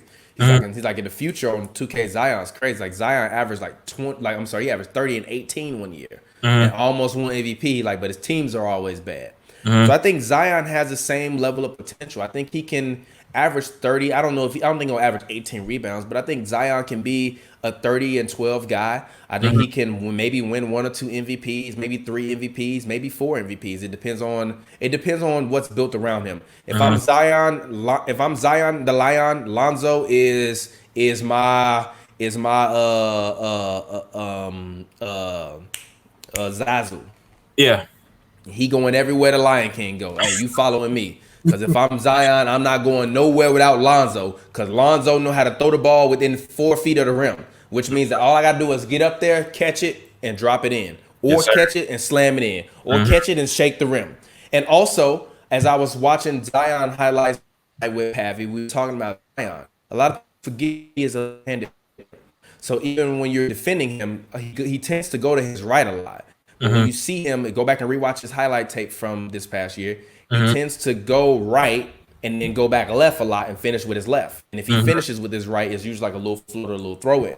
But his dominant hand is his left hand.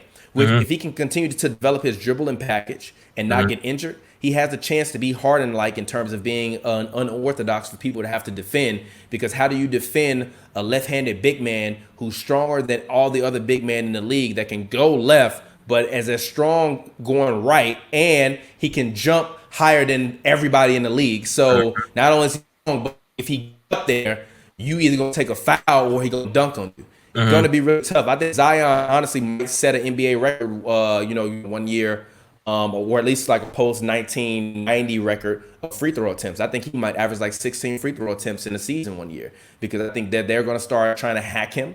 And I think all he has to do is work on his free throw shooting ability. But if he works on his free throw shooting ability and is able to get up to be like a 75 to 80% free throw, which is high expectations, even if he is 69 like LeBron, that's fine. It's still 4 out of every 10. If he's taking 16, that means he's making at least 10 to 11. Most definitely. So that means he got 11 points off free throws alone. Now all he got to do is get 5 buckets for 10 more points. That's 21. He get 10 buckets a game. That's 30 right there. Easy. So I think he has the ability. I think he has the ability to be one of the greatest players in NBA history, but it's up to him. He has to determine who he wants to be, where he wants to go, the things that he wants to do, and what he wants to, these young kids to remember him as, because he has the chance to be remembered as the new GOAT. He definitely does. Because LeBron came within 10 years of Michael Jordan. LeBron actually came in within 6 years of Michael Jordan. So instantaneously, you get Michael Jordan comparisons. Kobe Bryant, RIP, rest in peace to his soul, rest in peace, Gianna, rest of the victims. He instantly compared to Michael Jordan. Zion has only been compared to Michael Jordan. He's not been compared to LeBron, but he's only been compared to Michael Jordan because of his athleticism. All it takes is for him to develop his game, expand his game, learn how to shoot, be able to be relentless and hit that 15 to 18-foot jump shot like LaMarcus. Literally, if Zion can hit that 15 to 18-foot jump shot like LaMarcus and Zebo, he will be the most unstoppable player in NBA history. Because the one thing you can say about Shaq was he couldn't hit a shot beyond 15 feet. But if Zion can stretch out, hit a shot beyond 15 feet, 15 to 18 feet, and like around a 40 to 45% range, and be able to hit the three around 33 to 34%, that's one of the greatest players in NBA history, because look at his field goal numbers. They're always going to be in the high 60s just by sheer nature of his ability to be able to rebound, and also people's inability to be able to guard him when he is in the paint. Most definitely, man. I agree with that. I think Zion the Lion will be king. Most definitely. I agree with that 100%, man. To close this out, man, I actually want to ask you a few more questions. I want to ask you, what were a few of your players you watched growing up that you fell in love with? You talked about Steve Nash. You talked about a few of the players in the league watching League Pass. But talk to me about other players growing up, adolescence until now, like you love watching. I'm a Bulls fan. Born and raised Chicago. Been a Bulls fan from the start. Andres Nocioni is one of my favorite players. As a kid, y'all, you probably don't know who Noach is. Go Google some Andres Nocioni. It's gonna be like 5 minutes, but watch, you're gonna catch a couple bodies. Go watch Andres Nocioni. I got you. Andres Noccini. Andres Nocioni. He's a famous foreign player.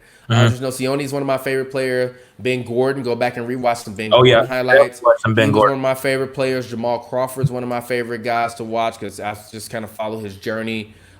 Steve Nash is my favorite player of all time, other than Dwayne Wade. I really love Boris Diaw. Boris Diaw is one of my favorite players. He has a lot.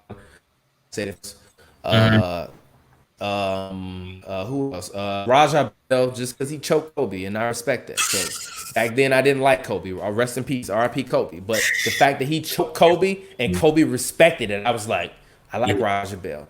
Yeah, he was also extremely mid too.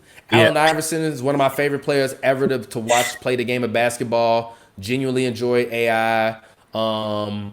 Genuinely enjoyed T-Mac when he was in Houston, even though I don't think that he should be a Hall of Famer, but barely. Dame Lillard's better than T-Mac. Dame Lillard is one of my favorite players to watch. Obviously, Clay, Steph, the Warriors, KD. Russ is one of my favorite guys to watch always. Joakim Noah is one of my favorite players of all time to watch. The most fiery player of all time and a future Hall of Famer. He belongs in the Hall of Fame. He not only does he have 2 NCAA championships, he was also top 5 in MVP voting in the NBA. Multiple time All-Star. He's been All-NBA defense first team. And he led the Bulls to a couple playoff series, and he led his team as far as Chris Paul ever led the LA Clippers in the playoffs to the second round. So Joakim Noah is one of those guys. Yeah, I got a soft spot for Joakim Noah. I'm a Florida Gator fan, man. He went to Florida, so I messed with Joakim heavy. A few of my players I love watching growing up, Hedo Turkoglu, when he played for the Magic, I really loved his game. Yeah, that boy's a dog. Like Hadai Turkoglu. He changed his name. something like that. Yeah. Dwight Howard, Carmelo Anthony, especially during those Nuggets days. I used to have a Nuggets jersey, man. I love Carmelo. Stephen Curry now. I've been following Stephen Curry since he's been in the league. I followed him during his Davidson tourney run, so I'm a Warriors fan by that, but more so a Stephen Curry fan. I love them boys out there, man. Derrick Rose, when he was, you guys talked about it on your last episode of Hoops and Brews. You talked about like there wouldn't be no Steph Curry, I guess you can say, if Derrick Rose would have been able to stay healthy. And I don't know if I agree with the entire statement, but Derrick Rose definitely would have been. It wouldn't have been. You don't think so at all? No, it wouldn't have been. Why you say that? Because the thing about those Bulls teams that made those teams so formidable was their defense. So all they would have needed to do was make it to the finals one or two of those years, and they would have stopped the Warriors. It would have been like the Pistons playing the Lakers. And I love the Warriors. The Warriors are one of my favorite teams of all time. That whole run, like I told you earlier in this podcast, I've been watching them since 2004. But I genuinely think Derrick Rose would have one, if not two, of those Steph Curry rings. Because also with D Rose being back, with D Rose not getting injured, it shifts the balance of power as well in terms of the draft picks. Because we also have to remember that Derrick Rose was the number 1 draft pick. And he had led the Bulls to a playoff team. Immediately, they had to restart their franchise, which meant that they were a team that went from being a team that was perennially not in the lottery to being back into the lottery. After Derrick Rose had come and Joe, you know what I mean? Like after that whole run was over, they were back a lottery team, and we've been back a lottery team since then. So we've been taking other people's draft spots for years. If D Rose is in the league, we don't know where certain players get drafted and they go and they end up. So therefore, we don't know who Steph Curry will wind up playing, what combinations of guys he would have wound up playing. Like Derrick Rose got injured in, what was that, 2013? Yep. Yeah, he got injured in 2013. I mean, we have to think about even what happened in the 6 years after he was injured. How many rookies became superstars and all-stars in the NBA that were on teams and that or that were on teams where the Bulls affected their draft order. I genuinely think that Steph would probably have 2 rings right now, and I think D Rose would have 2 or 3. I think LeBron would have 2 rings. I think Steph would have 2 rings, and I think D Rose would have 2 rings right now. And we would be talking about who was going to win a 3rd ring to be the closest to Michael Jordan. Most definitely. I just think with Steph's shooting ability, man, I think he would have been a little different to say that he wouldn't have been the same. Yeah, but D Rose would have been guarding him, though. That's the thing y'all don't understand. It's like, but also he would have had to guard D Rose. Exactly. Because D Rose is also the fastest player in NBA history. And I don't mean in terms of like 40 speed. I mean with the basketball end to end, he is the fastest player. Him and Russell Westbrook are the 2 fastest players, and him, Russell Westbrook, and a young LeBron, and a young Michael Jordan are the 3 fastest players on the break that you have ever seen, because they blitz immediately. That's the other thing about Zion that is going to help Zion to be able to average 30 is right now he's getting lobs and layups running back in transition, and he's the 3rd man back. He was young. He was usually the 1st man back, the 2nd man back. So imagine what's going to be like when a rebound happened and he just jet up the floor. You just got to get him the ball. Yeah. So even with that being said, I think D Rose would have been a formidable opponent for Steph Curry. Like Kyrie is shifty, but he's not quick. So therefore, you can hide Steph Curry on him. Like on the Bulls, defensively, you can't hide Steph Curry. The Bulls had good defenders all around. Luol Deng was a good defender. Taj Gibson a good defender. Boozer wasn't a terrible defender. Joakim Noah was a good defender. Guys like Ronnie Brewer were good defenders. Keith Bogans was a good defender. Now they couldn't score, so it would have been up to the Warriors to they would have had to outshoot the Bulls in every single game. But a Tom Thibodeau team is the same team that beat Kobe's Lakers. Exactly. That was the defensive coordinator. So you have to think about the defensive mind. And also, Steve Kerr lost that series versus the Cavaliers because he didn't make the proper adjustments that he needed to make on defense, which allowed them to be able to blitz them because of the fact that Draymond Green was out for that one game, and also Andrew Bogut hurt his leg, and he was not able to play the full Game 6 and Game 7. And they had to run Festus Ezeli and Anderson Varejao, and we all know how that went. But last 2 questions, man. Actually, there's completely one question, but talk to me about TPJ TV and your music, man. Yeah, man, TPJ TV, go check it out. It's a platform I'm building for the youngins. Basically, I'm helping everybody that wants to start their own podcast. Go check out TPJ TV. I'm essentially helping people to build podcast packages where kind of, in the same manner I helped you record this today, I'm going to help other people record their podcast, and it'll come with custom skins that I've built that people can pre-select. It also will come with, royalty-free music and beats that you can use on your podcast, whether it be the audio versions. The best part about it is with TPJ TV, I'll shoot and produce all your podcasts, and you own it. I don't own anything. It's literally just a service, a production service built to help young creators that really want to go out and create their own content and really create, the things that they want to do and the avenues in which they want to do it, and really allow them the ability to be able to create podcasts without a bunch of fancy equipment. So even if you don't, all you really need is a cell phone, whether it be an iPhone. Even if you got a regular cell phone, you just want to call in and you want to do an audio podcast, we do those as well. But I'm really trying to help people, the next generation of creators. And as for my music, I make music under an alias. It's called Speaker, SPKR. Go check it out. I just dropped the album on my birthday. Obviously, there was a lot going on in the world, so I didn't really promote it the way it needed to be, but go check it out. I got some music on there. I got some more stuff coming. I'm about to drop another Rolodex album with the homie Pavy, because we also make, we make a group, we have a group called Rolodex. And also I eventually will drop another album, which will be my new stuff. My actual first album was really like all my first beats, because I've been like really producing music really heavy for the first, like 8, I'm sorry, not the first, the past like 8 months, 12 months, like really heavy. So all it's like my first stuff mixed with a little bit of the new stuff, but go check it out. I feel like even if you're young, you'll rock with some of it. And the same, message that I have in my normal speech and stuff you see from TPJ and Hoops and Brews, same message that I have in my music. It's all about dreamers and being a dreamer. I'm a kid that come from a crackhead, a single mom of 4, who was a teacher, who worked her ass off, worked multiple jobs to be able to afford me the ability to go to college. So I'm blessed and I'm lucky to be here. And I got here through perseverance and hard work. And if you want to do it, you can do it too. And that's really my message, through my music too. So go check it out. That's SPKR. You can search it on any platform, or you can search the word SS3. It's on every single streaming platform available to man. Most definitely, man. That's beautiful, man. Go ahead and plug the listeners where they can find you on Hoops and Brews and your Twitter page, and whatever else you have to say, man. Yeah. So definitely make sure you go. You check me out on Twitter. You can find me at Real TPJ. That's REEL TPJ. It's a film joke if you don't get it. And the film joke is a film reel, which is what they used to put inside of film cameras that had actual film in them, and they would run it through a machine, and it would go through a camera, and that was how film used to be made. So a film reel, not real, like I'm a real person. Because people always are like, what does that mean? That's what it means, like a film reel. So go follow me, Real TPJ on Twitter. Make sure you go subscribe, youtube.com/HNB Media TV. Also, youtube.com/Hoops and Brews. We will have more content, more highlights, more best of videos. We're working with many, many more creators now. We're going to allow any creators that want to create content to be able to create content on our youtube.com/HNB Media TV platform. Just hit us up. Feel free to reach out at contact at Hoops and Brews. Hit me up, or hit me up at TPJ at Hoops and Brews. I've been more than happy to check out your content. If it's good enough, we'll work with you and we'll put it up on the channel. We're looking for new voices, whether you be young, whether you be old, whether you be black, whether you be white, whether you be gay, whether you be straight, whether you be trans, whatever. It doesn't matter. If you have a voice and you love sports and you love yourself, you love black people, you love the culture of hip hop and what we're doing, and you want to build your own brand and not have to work in service of someone else and actually get your own stuff off the ground, like I've helped a lot of people to do, hit us up and come work with us. And I appreciate you a ton for letting me come on the Chill Takes podcast. Very, very good podcast. Yes, sir. Very, very talented. Like I said, you go and make shit. Yes, Don't sir. stop. Keep failing.